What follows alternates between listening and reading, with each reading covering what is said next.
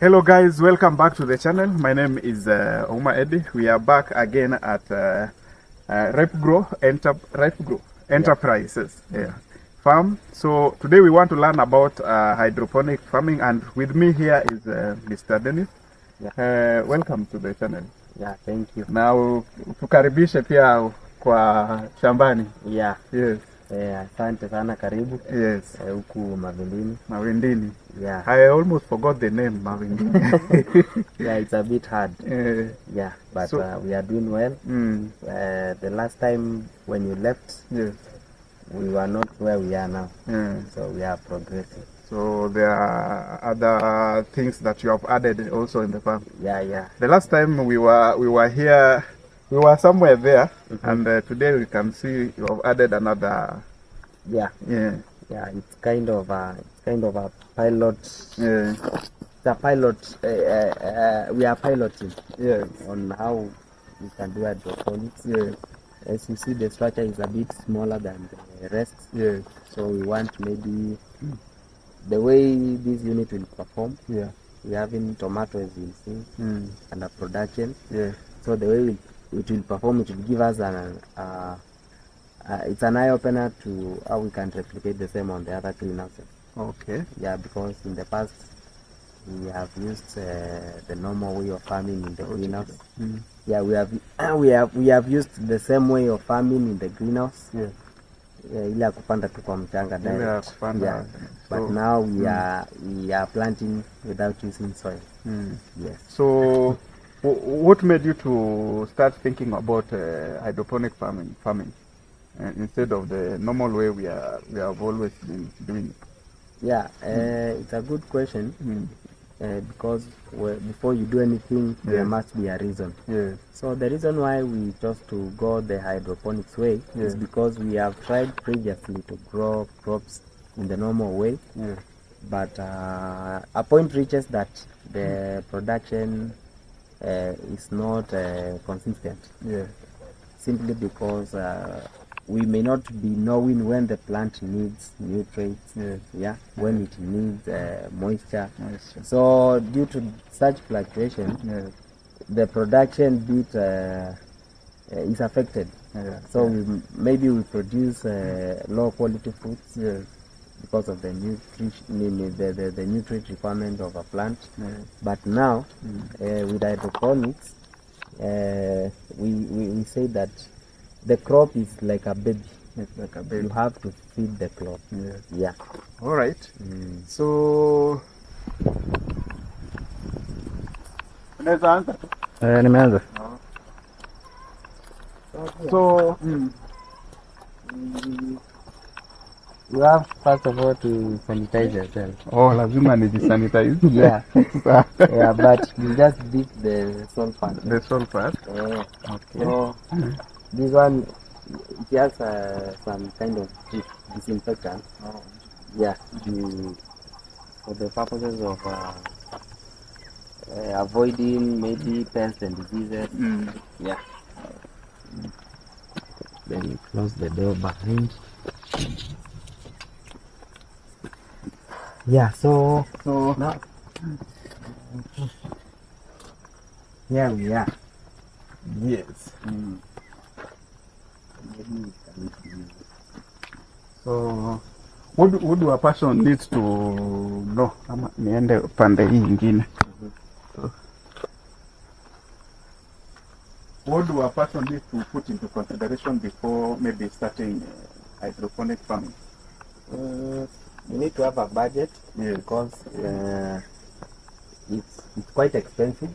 In the first place, because you have to have the metallic structure, the dome-shaped paper, the net, the installation, the labor installation, and obviously cannot be fixed by any person. You need a technician. So we also have the part of this. This is the material used to make the dam liner. It is the one that has been improvised. Then you need to have this pumice. This is pumice now. It's the medium now that we are using. Okay. Where do you get this The pumice? The pumice. It's called the pumice. Pumice, yes. Oh, okay. Yeah. So the pumice, we get it from Naivasha. It is where it is mined. Oh, Naivasha. Yeah. Meaning all these ones you brought them from Naivasha. Yeah. Wow. So it's really expensive. Yeah, it's expensive. Yeah. Like for now, this greenhouse is 8 meters by 15 meters. 8 by 15. You need to have pumice ranging about 5 tons. 5 tons. Yeah. And 5 to 6 tons. 5 to 6 tons. Yeah. Okay. Yeah. So that you need. So inside here, there's nothing like soil. Or, no. We are now trying to avoid using soil because most of our soils are contaminated firstly. Okay. With the fungal diseases and pests and the like. Then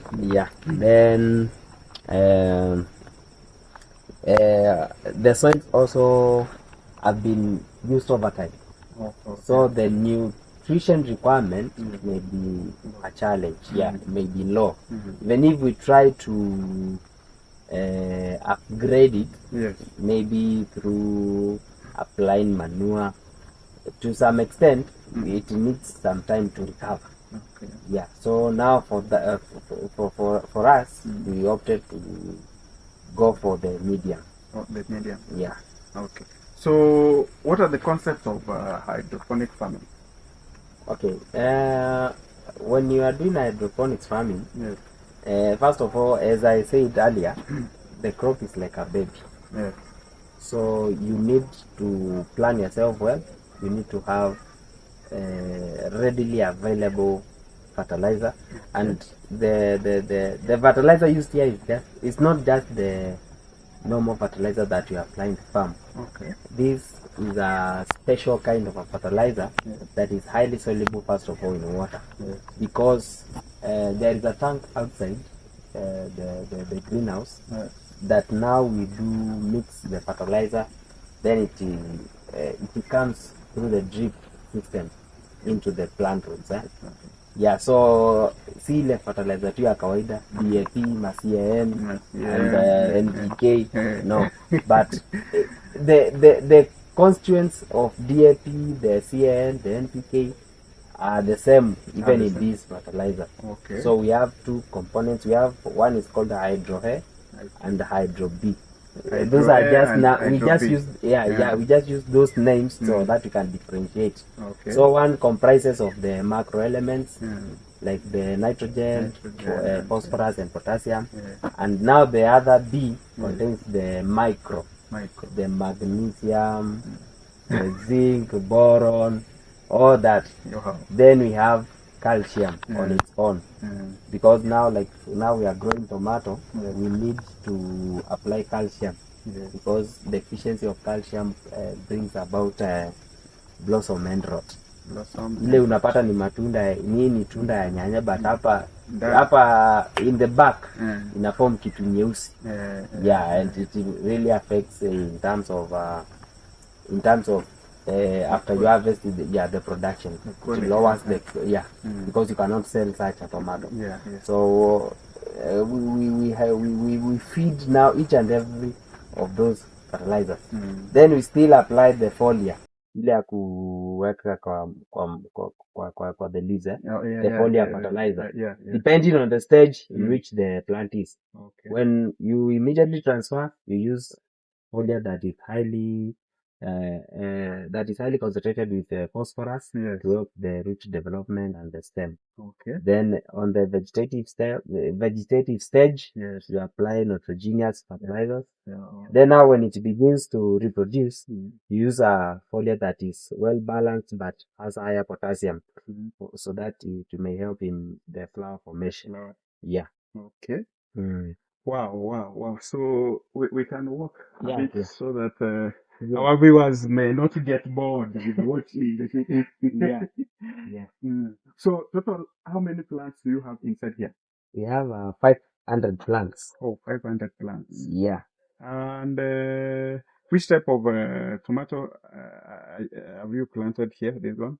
This is first of all, it is a an indeterminate. What do you mean by that? No, these are the technical terms. Indeterminate means that once it begins to reproduce, you can harvest for a period of 6 months. Oh, okay. Unlike the determinate one, which we normally grow in the open fields, that grows, then once it has produced within a period of 3 months, you do harvesting in like 2 weeks time, then you are done, or a month. But this one is an indeterminate. And one thing with this one is indeterminate. It is called, this is Anna F1. It's an hybrid. Yeah, it's an hybrid variety. And because we are growing it in greenhouse and we are staking it, and we expect to harvest it for a period of 6 months when we begin to harvest, it takes 3 months for you to begin harvesting after you have transplanted. Then when you begin, so we are most likely going to begin to harvest in December. Yeah. So until May, June, we'll be in the market producing. Yeah, because now we have done the staking. It will now climb with this terracing thread.